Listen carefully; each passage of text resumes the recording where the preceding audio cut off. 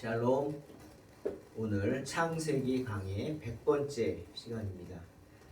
신실하신 하나님 찬양하겠습니다.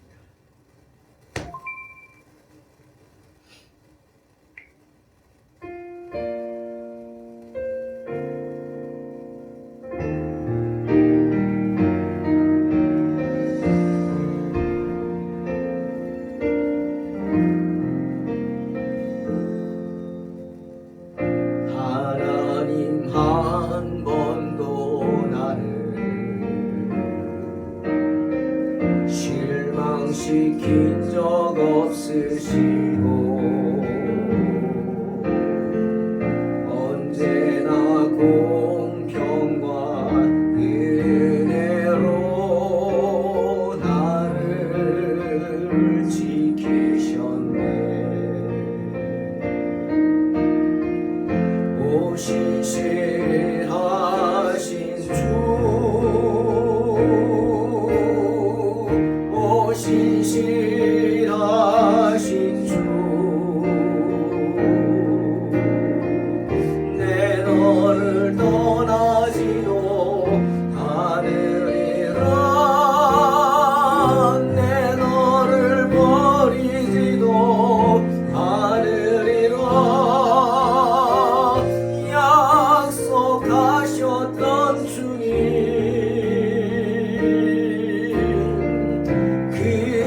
약속을 지키사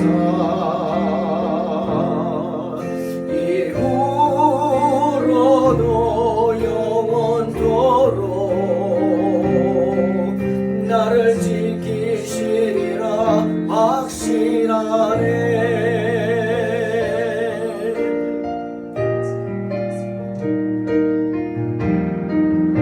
지나온 모든 세월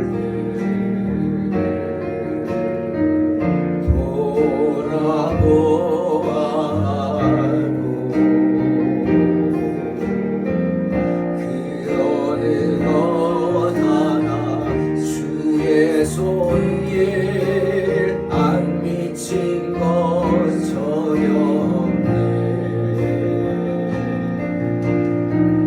오 신실하신 주, 오 신실하신 주, 내 너를 떠나지도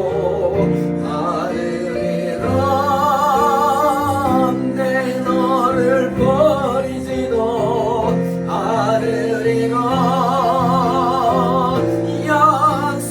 약속하셨던 주님, 그 약속을 지키사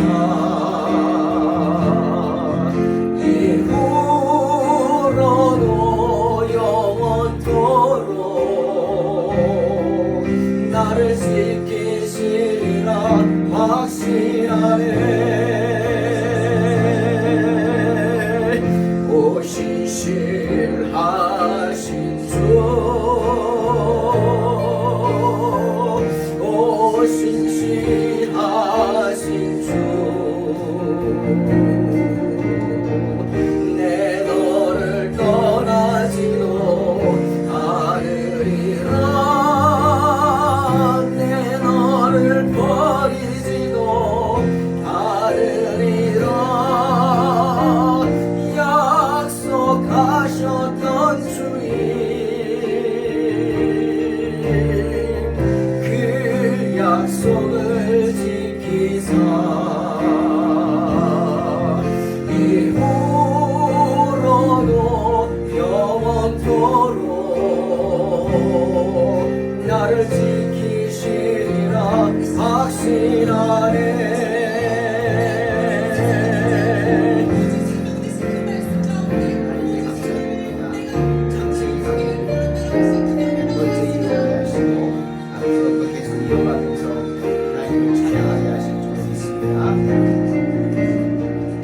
내 너를 떠나지도 않으리라. 내 너를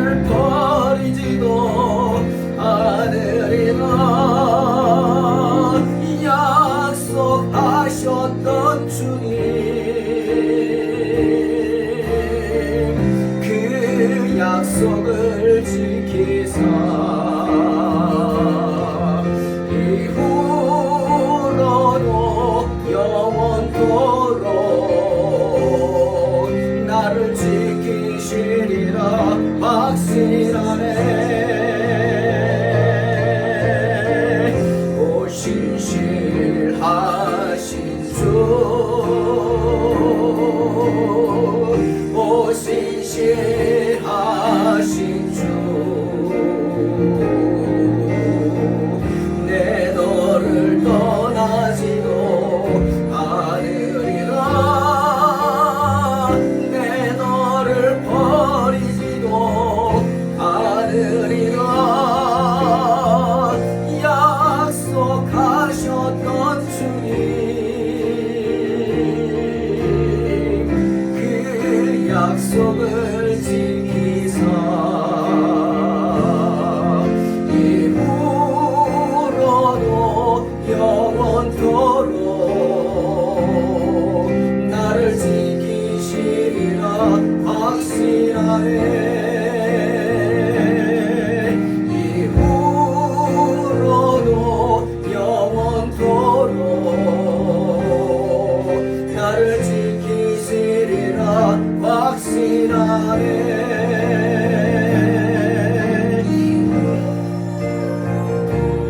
영원토록 나를 지키시리라 확신하네.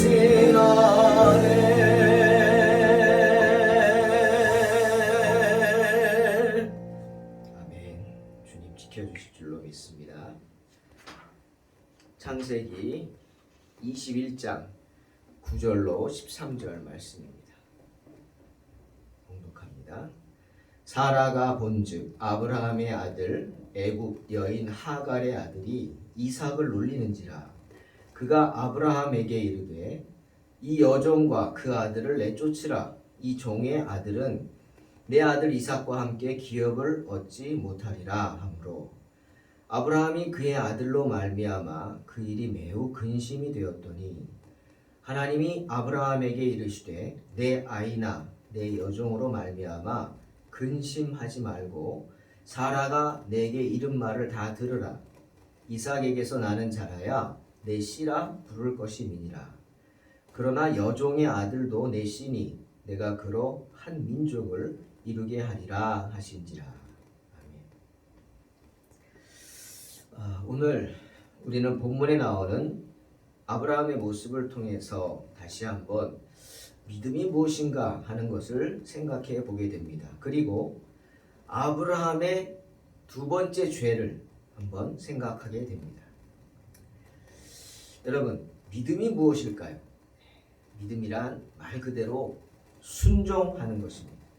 그리고 그 뜻을 기다리는 것이죠. 기다리는 것이 정말 힘이 듭니다. 세상에서 가장 힘든 것이 기다리는 것 있을 수도 있습니다. 하지만 그때가 이루어지기를 기다리는 것이 바로 믿음입니다. 전도서 3장 1절에서 천하의 범사가 기한이 있고 모든 목적이 이룰 때가 있다 말씀하십니다. 그처럼 믿음이란 뭐냐? 바로 그 때를 기다리는 것입니다. 말씀하신 바대로 하겠다고 내가 따르겠다고 다짐하고 그리고 마침내 순종하며 따르는 것, 이것이 믿음입니다. 기다리라, 기다려야 합니다. 가라, 가야 합니다.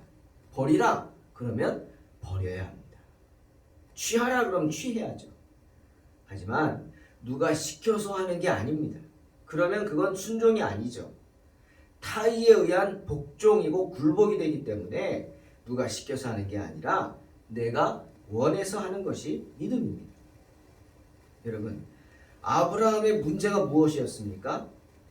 아브라함의 문제는 믿는다 라고 하면서 기다리지 못한 것입니다. 우리 한번 창세기 15장을 보면서 다시 한번 생각해 보겠습니다. 하나님이 아브라함에게 나타나셨죠. 그리고 아브라함과 하나님과의 관계에 대해서 말씀해 주셨습니다.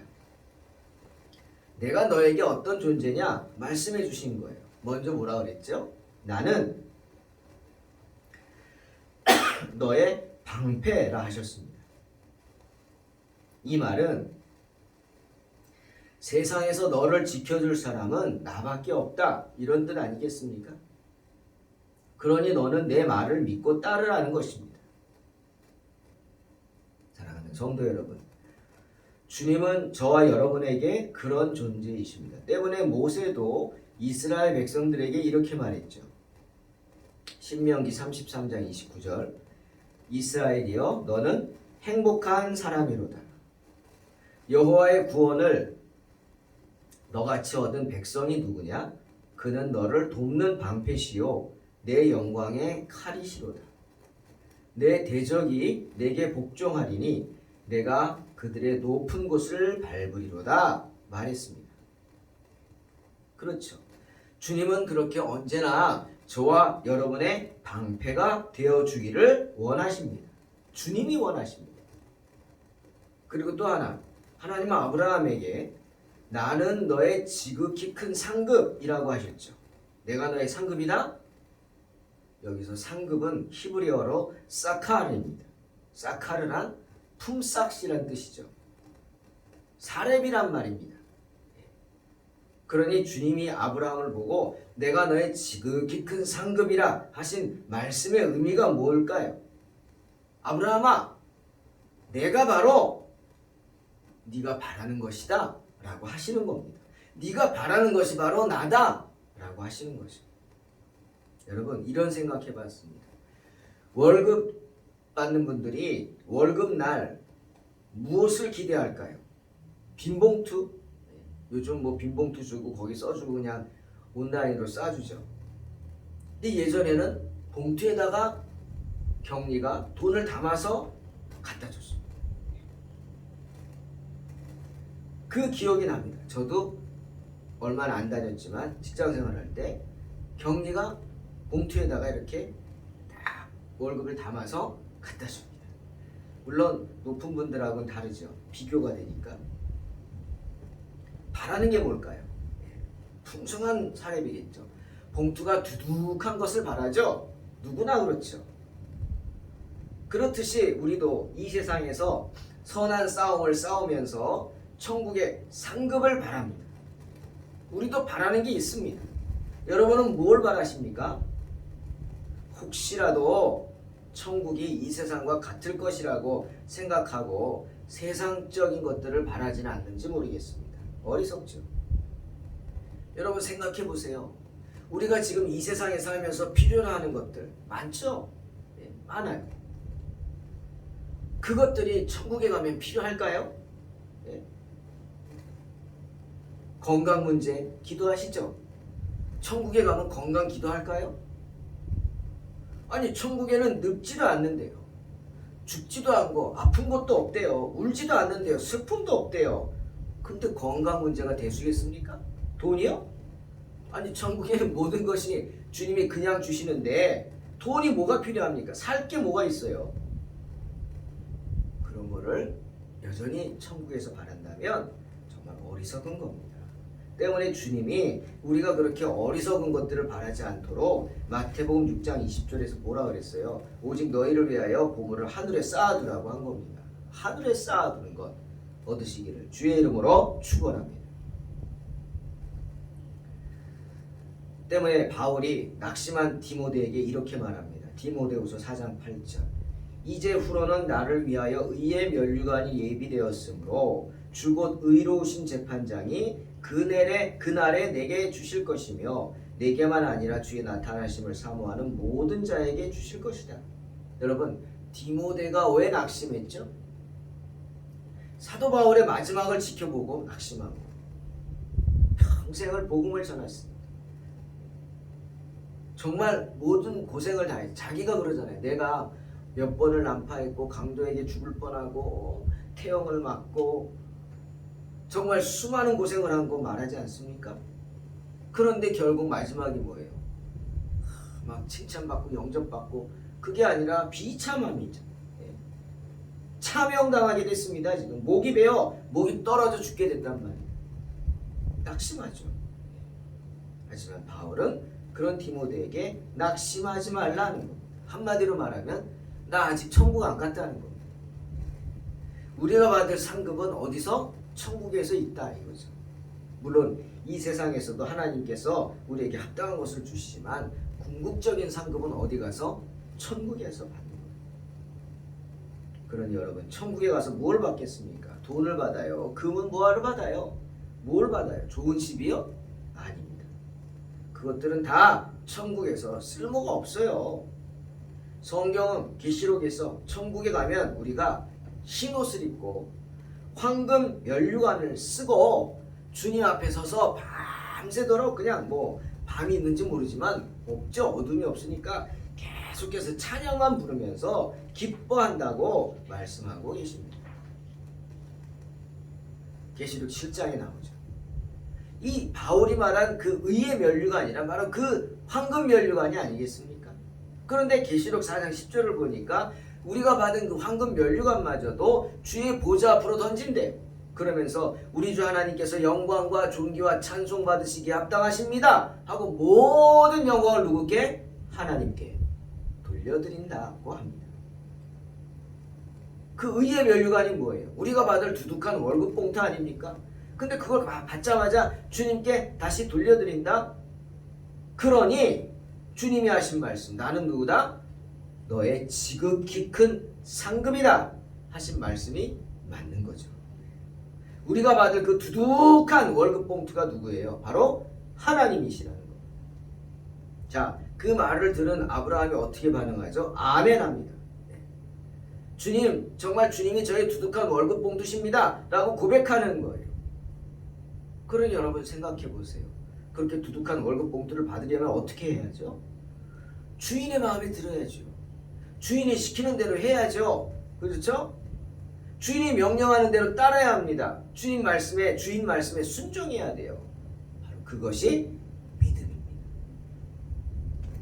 하나님은 분명히 내 몸에서 날 자가 내 상속자가 되리라 하고 아브라함에게 당신의 계획을 말씀해 주셨어요. 그리고 아브라함을 밖으로 데리고 나가셔서 밤하늘에 수많은 별들을 보여주면서 세보라 그랬어요. 셀 수 있냐고.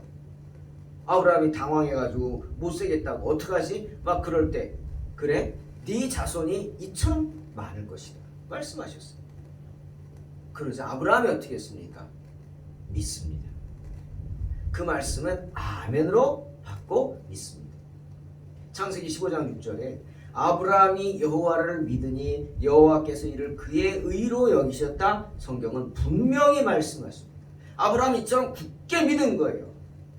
하나님은 그 아브라함의 믿음을 인정해 주시고 칭찬해 주셨어요. 하지만 그런 아브라함이 어떻게 했습니까?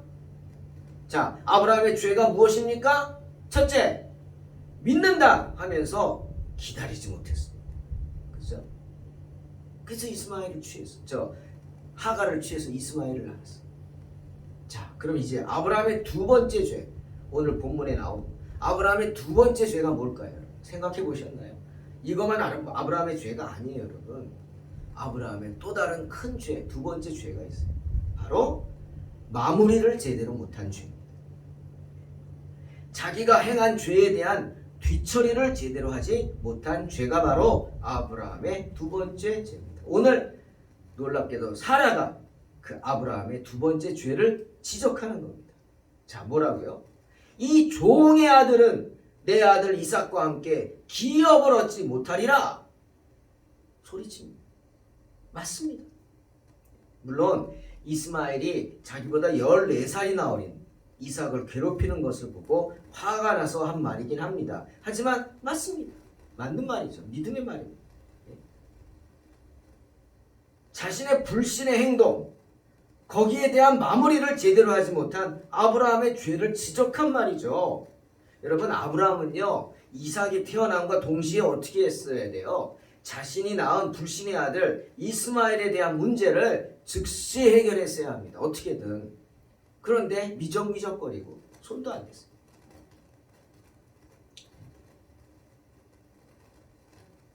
대책을 구했어야 돼요. 하나님께 아뢰고 용서를 빌어야죠. 잘못했다고 회개하고 이스마엘을 어떻게 해야 될까요? 하나님께 대책을 구해야 했습니다. 하지만 그렇게 하지 않고 미적거렸어요. 그래서 오늘 그의 가정에 사단이 일어난 것입니다. 사라가 그 죄를 지적합니다. 큰 분란이 일어납니다. 집안에 싸움이 났어요. 부인이 둘인데 둘이 막 그냥 전쟁이 난 거죠. 아브라함이 이 일로 인해서 매우 근심했다 성경은 말씀하십니다. 이스마엘로 인해서 집안에 분란이 일어난 것을 보고 자기의 그 죄가 생각나서 괴로워했던 것이죠.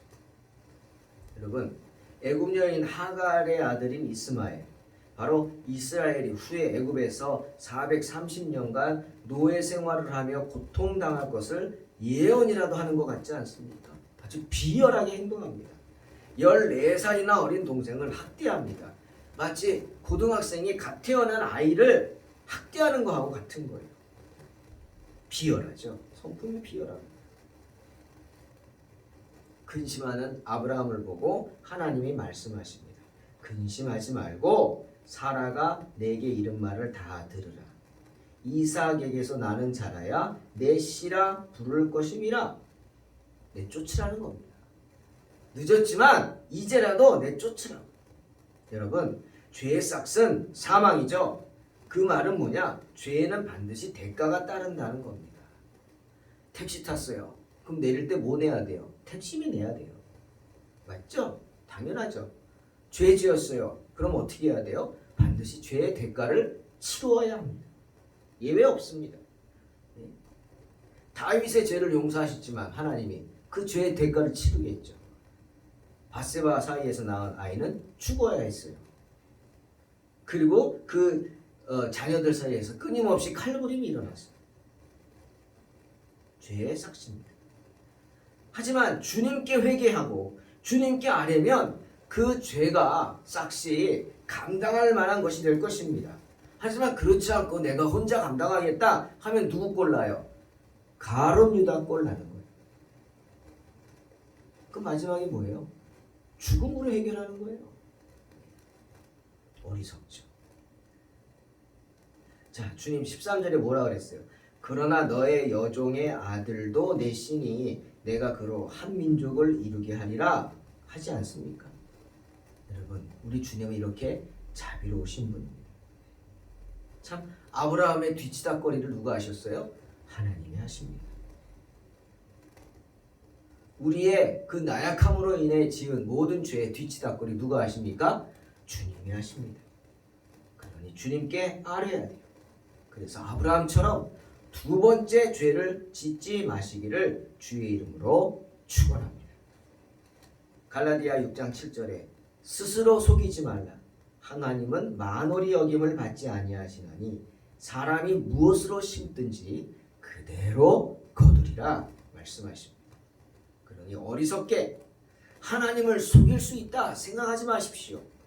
그래서 하나님을 만홀히 여긴다? 업신여기 생각하지 말라는 거죠. 하나님을 업신여길 생각하지 말라. 그냥 엎드리십시오. 주님은 다 아십니다. 나의 연약함, 나의 부족함, 나의 무능력함, 내가 죽을 수밖에 없는 죄인인 것 주님은 다 아십니다. 그러니 아브라함처럼 근심하지 말고 우리의 죄를 낱낱이 주님 앞에 다 고하면서 엎드리시기 바랍니다. 그리하여 고민하던 모든 문제를 해결받으시기를 주님의 이름으로 축원합니다. 기도하겠습니다. 하나님 감사합니다. 다시 한번 이 창세기 강의를 통해서 말씀 주시니 감사합니다. 아브라함의 두 번째 죄를 깨닫게 하시니 감사합니다. 바로 자기의 죄에 대한 뒤처리를 하지 못한 죄입니다. 그 뒤처리가 뭡니까? 엎드려야 합니다. 자기의 죄를 낱낱이 고백하고 회개하고 엎드려야 합니다. 하지만 성경 어디에도 보면 어디에도 아브라함이 근심했다는 얘기는 있지만 회개하고 엎드렸다는 말은 없습니다. 하나님, 그런 부족한 아브라함 진심으로 통회하고 자복하지 못했기에 이런 가정에 사단이 일어날 정도로 어려움을 겪은 아브라함처럼 우리가 우리 삶 속에서 어리석음을 범치 않게 주님 도와주시옵소서. 우리의 죄를 인정하고 우리 연약함을 인정하고 항상 주님 앞에 엎드려 우리 죄를 낱낱이 고함으로 주님 앞에 용서함 받는 복된 성도 되시기를 주님의 이름으로 축원합니다. 예수님의 이름으로 기도하였습니다. 아멘. 믿음으로 승리하시기 바랍니다.